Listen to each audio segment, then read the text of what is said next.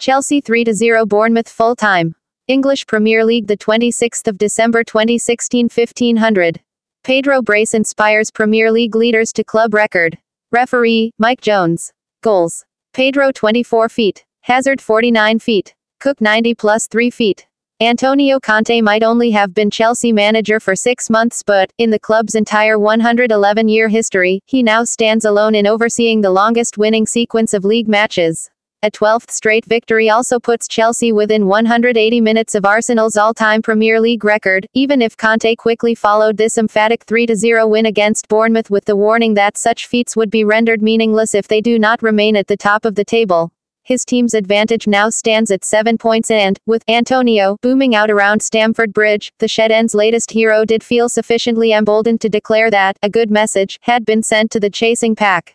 Suspensions meant that Chelsea were without both Diego Costa and N'Golo Kante for the first time this season, but, with Eden Hazard delivering a magnificent individual performance as the main striker, victory was rarely in doubt. I think a lot of people waited, that without two really important players, we could lose points in this game, said Conte. It didn't happen. I can count on all my players in the squad.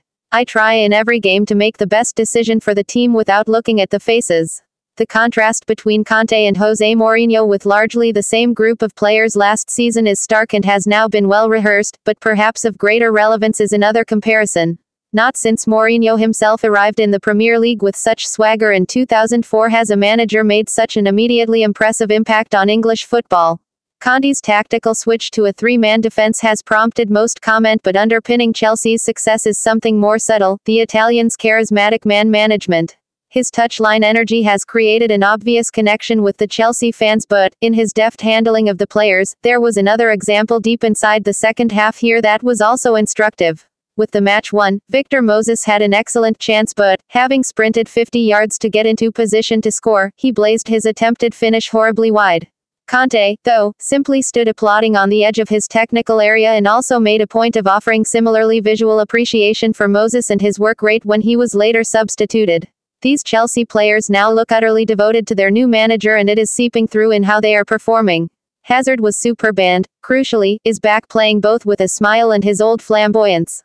Having controversially opted against starting Michy Batshuayi, it was also striking how Conte made a point both of bringing on the club's £33 million summer signing and then stressing that he would not be loaned out next month. In the future I trust in him, said Conte.